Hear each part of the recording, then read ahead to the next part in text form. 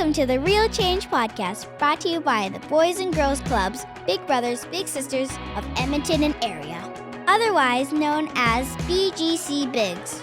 I'm your host, Harper. BGC Bigs is a community-supported organization committed to the healthy development of young people just like me. This is the Real Change Podcast. Real kids, real mentors, real impact, real change. Welcome back to the Real Change Podcast, friends. I'm your host, Harper. Today, I'm with Yuvraj Saini, a mentor with BGC Big's Students Mentoring Students Bursary program, a program in collaboration with Volunteer Alberta. The Students Mentoring Students Bursary program is a pilot program that started in the fall of 2023 and is back for a second year. Welcome to the show, Yuvraj. Thank you for having me here. I can call you UV, is that right? Absolutely Yay. can. All right. For my listeners who don't know the Students Mentoring Students Bursary program, or SMSB for short, a BGC Bigs program that is open to 100 Alberta-based post-secondary students per year who apply to be a mentor to 2 mentees during the school year. At the end of the year, mentors who successfully complete the program receive a $1,000 bursary. UV, apart from the $1,000 bursary, what else made you want to volunteer to be part of SMSB? What really wanted, I'll rephrase that. What I really wanted to do with SMSB at Big Brothers Big Sisters was just have the experience.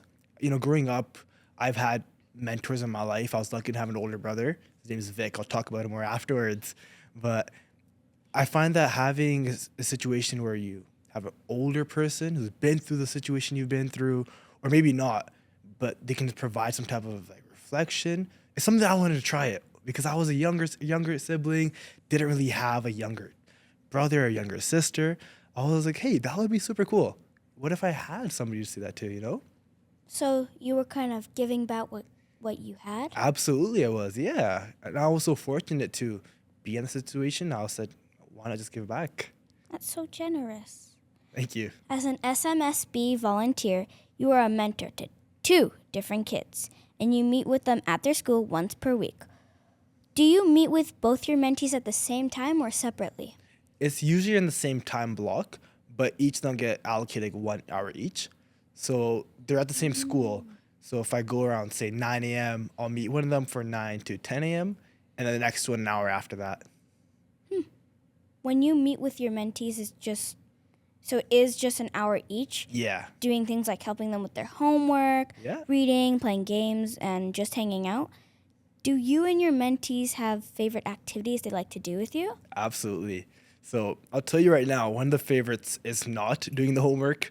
It's not doing the schoolwork. I don't like doing homework either. You don't like homework? Me neither. I hate homework, especially when it's like so many better things you could be doing. For example, we play soccer all the time.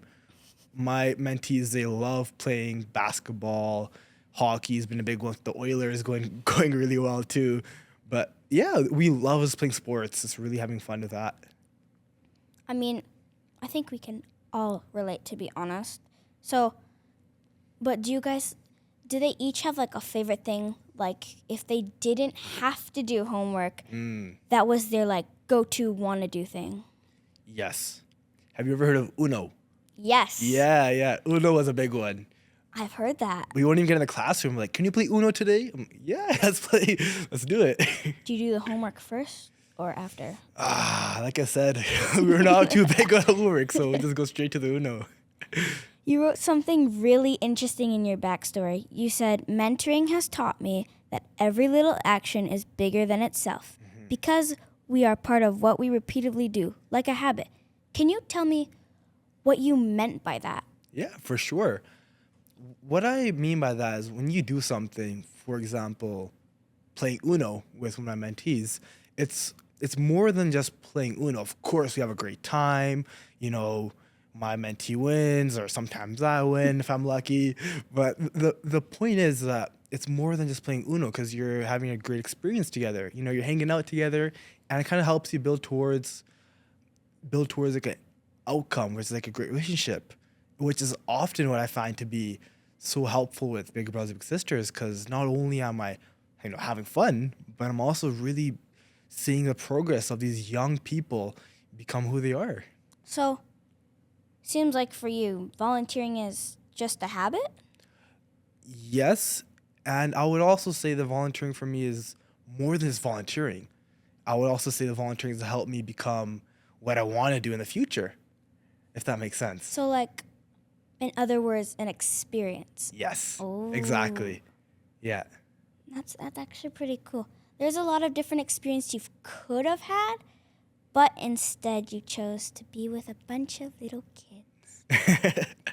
Well, at the stage that I'm at now, they're friends too. Of course, they're mentees, but we're so close, and every time you see them, I'm happy to see them. They're happy to see me, so it's all really fun. You volunteered for the Edmonton Food Bank, Grey Nuns Hospital, and Ronald McDonald Organization, and even as a basketball coach for your university's science club. Why do you think being a volunteer is such an important part of who you are as a person? I think, Harper, you said it really well in the beginning, when just giving back to this experience that you've had personally. Again, growing up, I was really lucky to have an older brother. I was really lucky to have older figures in my life that kind of gave me guidance, kind of had really positive influence on me. So for me, if I could have a situation to kind of give back and do the same, be a basketball coach, I really got lucky in having great coaches of my own to learn basketball, learn what it means to have fun and work hard at something over time, having that same thing to give back. Or again, the hospital. The hospital is a bit different because often people there are sick. They're not really there to have fun, but just being there for somebody who may not have somebody in the corner, it feels really good. It's really good for the soul. That's very deep because, like you said, and like I said, it's like you're just giving back from what you had. And like you said, the hospital, nobody's really there to have fun. Mm-hmm. But in the way that you're saying it, kind of makes me feel like you're saying, like, you're there, though it's not fun, you're there to make it fun. Yeah. All Exactly, right, yeah. that's pretty good. And like you mentioned previously, you said that your older brother Vic has been a mentor to you. Can you share some things that Vic taught you and how you apply them in your life today? Yeah, so many things, to be quite honest. Vic, he's 4 years older than I am. So sometimes when you're a sibling, it's like I'm not sure if you have siblings, but it can often be like a rivalry, or you guys are arguing all the time. But I was lucky because Vic was able to kind of teach me things when I was struggling. For example, time management. I'm a terrible procrastinator. I think the way that you just laughed sound like you have the same issue as I do. But Yes. he taught me so many things, like do it right away. If it takes less than 5 minutes, just do it right away. And that's helped me tremendously. Sounds just like my teacher. My teacher always says it's easier to keep up than to catch up. Absolutely, yeah. Hey, there's a connection there. So, what you're saying, in other words, is that, again, you're giving back at what you had, but with your older brother. So has he taught you not most, but some of your life skills? Absolutely, yes, yeah. So he's kind of like your own personal mentor. Exactly, yeah. I would even say like a teacher. They're your mentor too, because they're teaching you things. A mentor teaches you things. Would you agree? A teacher is like a mentor, do you think? Yeah, I think so too. me too. Now that you've been a mentor to 2 young kids for a few months, have you noticed any positive changes in your mentee? Yeah, absolutely. Where can I start? Let's start from the beginning. So when I first started knowing my mentees, about a year and a half ago, they were a bit shy, as you'd expect, right? They just met you. You're not really sure who you are. But after a while, when you begin to play Uno with them, begin to play soccer and hockey and all these different things, you begin to hear them out for the person that they are. They begin to trust you. And over time, they come more close to you. They trust you with, their own problems. And it feels really good because you see them kind of progress and evolve to become comfortable with you. Building trust. Yeah, exactly. That's very important. And like you mentioned, like new people, new experience, you kind of gotta learn to warm up to them, Yeah. especially if you're gonna spend a lot of time with them. So I think trust is really important in that situation. You gotta build it. It's not something you can be given. You have to earn it. I agree. Yeah. Do you think that you've changed at all from being their mentor? Absolutely. If not more than my mentees themselves. Because it's funny to say that you don't expect to change more than your mentee, but I see not just my mentee, but I see who they became as a result.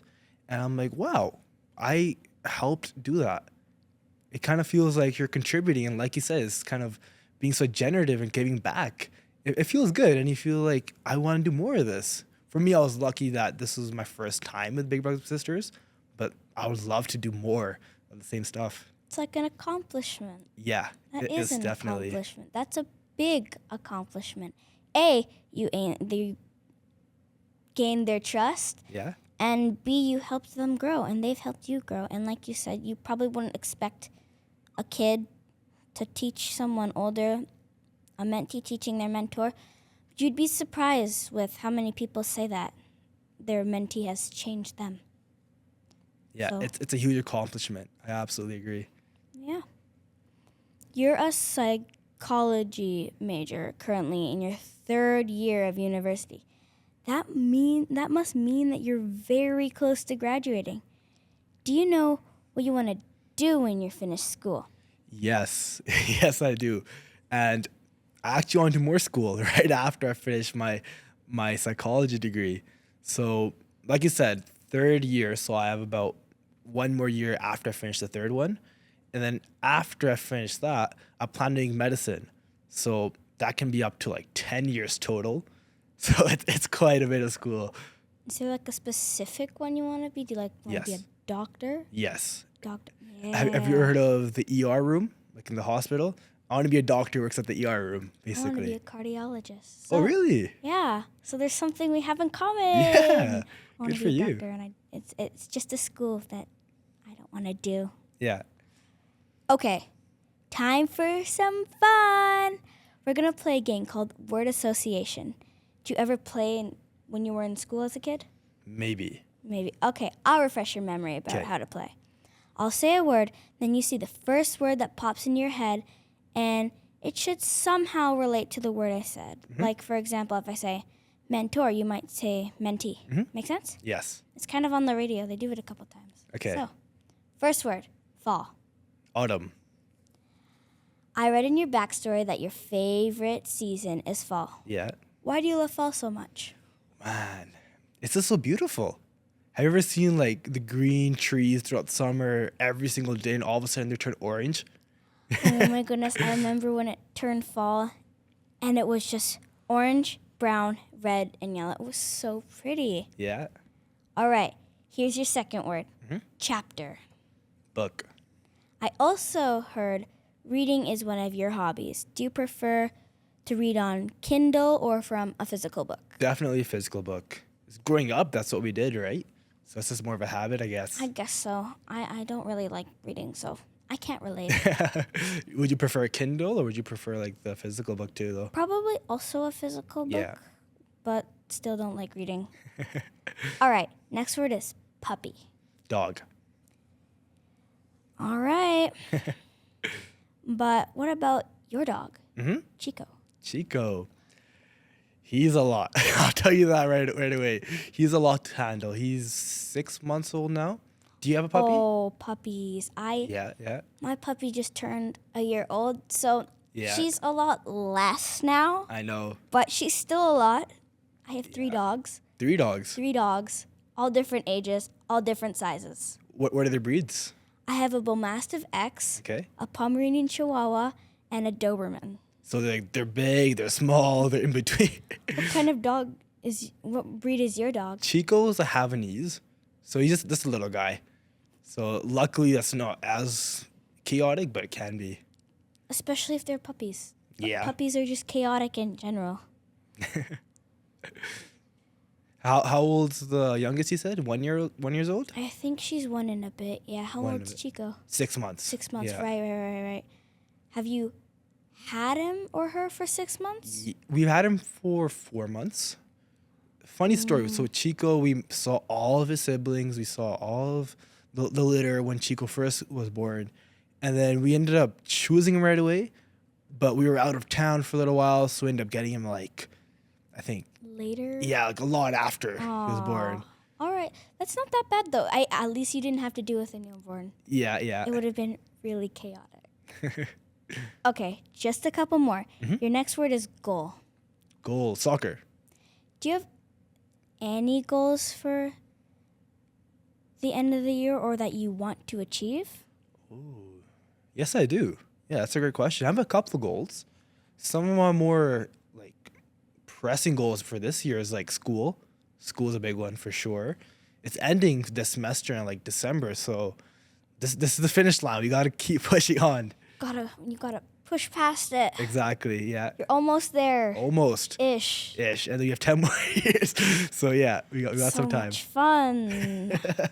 Okay, last word. Mentee. Mentor. But for me, I would give you a different word. I would personally give you UV. UV? I'd give you your name Okay. because you're a mentor. You have mentees. You've got 2 mentees actually, Yeah. and sometimes you got to be proud of yourself. Okay. Thank you. You have to be proud of yourself. You're working at school, then you got to go see 2 mentees at the same time, do some stuff with them, and then you got to continue with your school. So, that's quite a lot to handle. Then you have a puppy. Yeah, a puppy. Yeah, you know how it is. And then you've got goals. You've Yeah. got a lot to manage, and yet you're still managing it. So, I'm proud of you for that. Thank you, Harper. Yuvi, this brings us to my final question and the end of our interview. If you had to give both of your mentees a superpower, what superpower would it be? Oh man. They each need the same superpower or is like separate ones for each of them? Anything. Either one? Okay. Anything.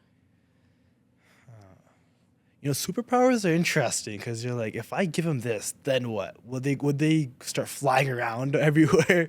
I don't know. You can make things up too. You know what I would do, Harper? Like time travel, like going Forward future and backward? and backwards in Yeah. the past. I would do that, but like very specifically. Like they can't go like 1,000 years, but they can kind of go forward in like their own life. So if they Like a couple days, a couple weeks, couple months. like a couple of decades even. Yeah. So like for example, they could see what they look like, but they can't actually do something to interfere with it. So they can only be a spectator. So they could see what's going on, and So like, for example, if they were gonna go, let's say the Bahamas, they could see what happens on the plane. Like say, for Yes. example, if it were to crash or anything, they could see it, but they can't do anything about it. Exactly. Yeah. Can they do anything in the present? Yes. Yeah. So they can like choose to not go on the plane? See, that's where it gets interesting because you begin to think like, how much can they do or can't they do? Are you doing that for both of them? Yeah, I do for both of them. So they can go backwards even. So for example, I know we talked about how they progress so much, like when they first began to know me. I would love for them to go backwards and see, wow, I used to start from here and here I am progressing and becoming so comfortable. That'd be pretty Sometimes cool. I think about that, like Yeah. my younger self, my childhood. And like you said, it would be pretty amazing for anyone actually to just be like, I'm just gonna go back in time and see how much I progressed. Yeah. Doesn't matter what it is. School, dogs, goals. It could be like I started from point A and I made it to point B. Yeah, So- exactly. And I think those are perfect superpowers. I think so too. My next question is, what superpower would you give yourself if you could? Oh, wow. Now I have to think. Because for my mentees, I can kind of say, no, you can't do this, can't do that. But how much do I limit myself? Can I ask you that question? What would you do? Like, what superpower would you want to have? Flip the tables. Based on what I'm good at and can do, or Mm-hmm. based on personality? Like based on what you're good at, like what you can do. I would be able to learn any language Okay. without having to go through the process of learning it. So just know the language. That's a really good superpower. Because I'm French immersion, so I speak Yeah. French and English at school. Oh, okay. So there's other languages I'm trying to learn, so I think it'd be pretty cool to just know. You know what that reminds me of? And the superpower that I would choose is talking the language of all animals. So if I see a dog, I could talk to the dog. If I see a bird, I could talk to the bird. But my question about your answer is, Yeah. would you speak like a bird? Like, would you chirp like a bird, or would you speak like a human and just be able to understand what they're saying? I would rather speak as a human, just because I feel like if somebody's hearing me, they're thinking, what did he just say? Right? So I think I'd stick with a human voice. Does that mean in your mind it would just, or what you hear, you'd hear human or bird chirps? Human. So like if I talk to the bird, Ooh. it's like it's a bird talking to me, but in the same voice that I'm talking to the bird. Gasp. That's pretty cool. I've actually know. never thought of it before. I only thought of it because you mentioned the Imagine languages. a bird sounding like a human talking to you. I know. That'd be kind of freaky. But everybody else is just some bird squeaking, right? Oh my goodness. I know. I have to change my superpower now. Would you do that one too? Yeah. Come to think of it, I question my dogs a lot. Mm-hmm. And sometimes I feel like they know what I'm saying. I know. But I have no clue what they're saying. Nope. So it's my turn to understand. Exactly. Yeah. So thank you. Thank you for that. No And problem. Thank you so much for being my guest today. You did great. Thank you. And to my listeners, if you're an Alberta-based post-secondary student and would like to apply to be one of the 100 SMSB students next year, stay tuned to bgcbigs.ca/SMSB this May for updates about how to apply. For anyone else who wants to become a volunteer mentor today, visit bgcbigs.ca/volunteer. And stay tuned to this channel for the next episode of the Real Change Podcast. Real kids, real mentors, real impact, real change.